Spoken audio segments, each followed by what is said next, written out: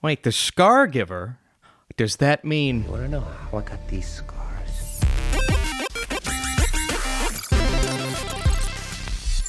What's up, Netflix fans? Welcome back to the channel. Zack Snyder is back with Rebel Moon Part 2, The Scargiver. Is this one worse or better than the first?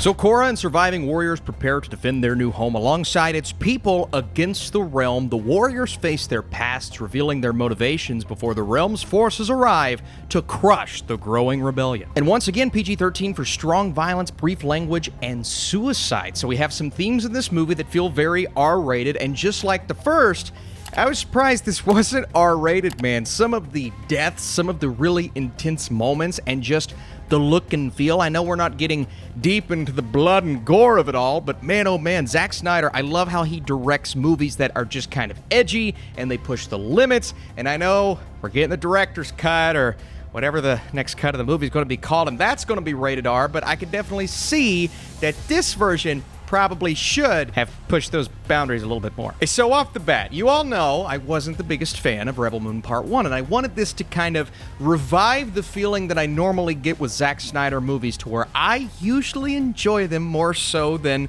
some other people that I see. But Austin, style over substance, right? I get that. It's kind of his shtick, but I really enjoy his style, and so I wanted to love Part 1.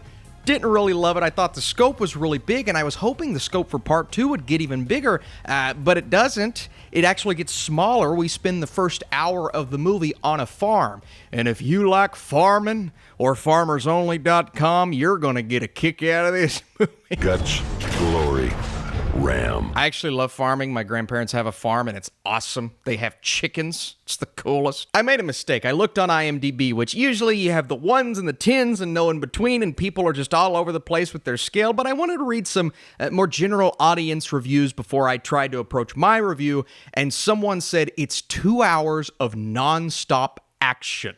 And I don't know what movie they watched or if they even watched the movie, but I couldn't disagree more. Now, it didn't have to be that. I like the idea of deep diving into these characters individually, which is kind of what they do in the first half. They're kind of gathered around, literally gathered around a table at one point, and each of them, they're giving their backstory. But the way that they approach that in this movie, it feels like each character is shortchanged, because that's all the development they get, those individual scenes. Otherwise, we're trying to root for a bunch of people that we don't know that much about, and what we do know about them was given to us and delivered in such a bland and expository way, to where when things actually start happening to some of these individual characters in the second half of the movie, I didn't care as much as I wanted to. And some of these characters have had a movie and a half to give us something to flesh them out. Now, I don't want to get into that just yet. I want to talk about the visual spectacle of the second half of this movie, and the fact that the action really grabbed me. I think more so than the first. I know the scale not as big, but I think they took better care of these action sequences, and they feel a bit more personal, which is nice. But first, I want to pose a question to you. That question is, what do you believe the final Rotten Tomatoes score will be for Rebel Moon Part 2? Will it be higher or lower than the first? If that kind of thing intrigues you, I want to talk about today's sponsor very quickly. It's Kalshi, and Kalshi is the first legal platform in all 50 states where you can bet directly on Oscar results and Rotten Tomatoes scores, essentially all of pop culture. And if that kind of thing interests you, and you're old enough, you want to join in on the fun, the first 500 people to follow my specific link will get $20 to trade with, bet, do whatever you want with on Kalshi. And here's some of the movies that you can try to guess the Rotten Tomatoes score: Abigail, Challengers, The Fall Guy, Kingdom of the Planet of the Apes. Will Joker 2 win an Oscar? If so, how many? So you can bet directly on all of these questions that you may be asking yourself anyway. Here's how it works. We'll use Challengers as an example. You can predict it will get above an 85, 90, 95. If you believe it gets above a 90, you can bet 86 cents, or in this case, we'll say $86. If it ends up getting that score, you get $100. If it doesn't, you get 0. So again, you can say yes, no, 80, 85, 90, whatever you choose in the world of pop culture, music, and so much more. So again, the link is down in the description and pinned comment, and you can follow the QR code as well. Remember to always trade responsibly. And now let's keep talking about Rebel Moon. I really like the gritty look and feel to this world. I appreciate that they took time with the action. I don't literally mean take time and use a lot of slow-mo. I think they overdo that at points. And Zack Snyder said in an interview, slow-mo is cool. That's why I use it so much. But when you have a trick like that and you use it over and over, ultimately it can become repetitive. And that's the way it was feeling throughout this movie. Again, there are some really cool shots. One specifically with Jaimon Hansu as Titus, and it's an epic moment combined with an epic shot. And, you know, the entirety of these action sequences gave me that same feeling that I got in the midst of the battles in Batman v Superman and Zack Snyder's Justice League. There's just this feel of epicness and raw, and it's almost this Greek mythology-like approach to where everything has to feel powerful, and I really appreciate it, even though in the second half of the movie we're set still on this farmland. I mean, we go up into some ships and occasionally we're in space, but for the most part we're in this one location. So I didn't expect that. I didn't expect it to be such a closed off approach, which worked for the story they were telling. I just wanted a bit more in terms of scale and payoff ultimately for our characters, but visually the movie works. I just wish they would cut down on some of those repetitive things. Obviously, here's where the movie does start to fall flat. It's the lack of urgency all through the first half, where we should be amping up and revving up the stakes because what's about to happen and all of these farmers getting ready to fight for their lives is a big deal. But it feels like everyone's just so relaxed and telling their stories to each other. And I get it, that's a way to grow these characters, but it didn't quite work for what they were trying to do with this big epic payoff that we get towards the end. And that in itself has flaws. I don't know if the writing was really strong between the character interactions at the end. And again, you have these people that we're supposed to care a lot about, and then when something happens to them, I'm just like, man, I was supposed to feel that moment. I don't know if I felt that moment, man.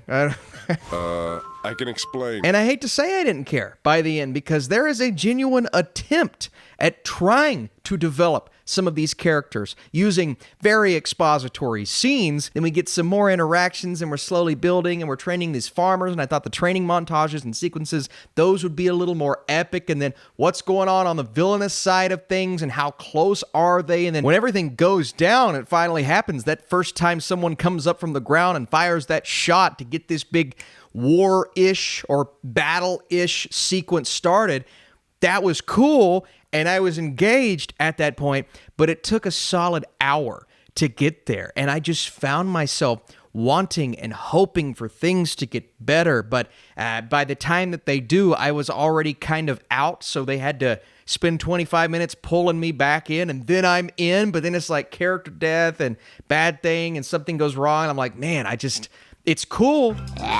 My senses enjoyed it, but I didn't really care. Not that I disliked Bottella in the first film, but I believe her performance in this one is a bit stronger. There is more of an emotional connection, at least, and I felt the delivery in certain very intense moments, especially towards the end. There's one that she actually does a phenomenal job at. Titus is a great character, obviously Jaimon Hansu. Gunnar is one where I really wanted to care about him. And it's just a bland lead or co-lead character. I just couldn't really get behind him. What do you mean by that? Ed Skrein is still an intense villain. He always is, and they are very on the nose with certain things regarding his character, who he's supposed to be, and who the villains are supposed to be. Some of the imagery is super on the nose, and again, expository dialogue, on-the-nose imagery, just a lack of creativity there. But then you have the other side of the movie. It's like, that's super creative. So meet in the middle, maybe? But yeah, Skrein is fine. And then you have Anthony Hopkins. His voice is just, I eat it up anytime he's on screen. That being said, some of his dialogue, and I get it, he's just in a booth recording. I'm just like, did he want to be there? It was very Transformers The Last Night for me. It's just like, I don't know, is this Is it a paycheck? I love Hopkins. That's good. You don't say. And other than those core characters that you somewhat care about, everyone else feels either forgettable or I didn't even remember what their names were, and that's their backstory, but then they don't become relevant for the rest of the film, and so, you know, I didn't feel anything with these characters or the resolution to this story, but also the open-endedness to some of it to where they're building up for more, but will we get it? I don't know. We'll see how the extended cuts go, but again, why not just since you're Netflix and you brought him on board, why not just let him do the thing that he wanted to do in the first place? Oh, that's right. Money. Because that makes the world go around. Before I give you my score, thanks so much for watching this video. Thanks to Kalshi for sponsoring today's video. Find that link down below. And did you like Rebel Moon Part 2 more than Rebel Moon Part 1? What's your favorite Zack Snyder movie? Now, also dropping that like would be awesome. The Scargiver has a bit more to offer than the first in terms of action and style, but the writing remains its weakness. There's an attempt at character development, but a lot of it falls flat. There is so much potential here as this world and lore is interesting, but the sequel lacks the urgency and depth required to deliver any sort of payoff with this movie, and so I'm curious to see where you all fall. What are we watching this weekend? The Ministry of the whatever that title is. That's actually pretty good. Abigail. I'll be coming out with that review tomorrow, and a couple of Netflix series that I may review this weekend. Thanks so much for watching. I'm not going to go watch this movie again.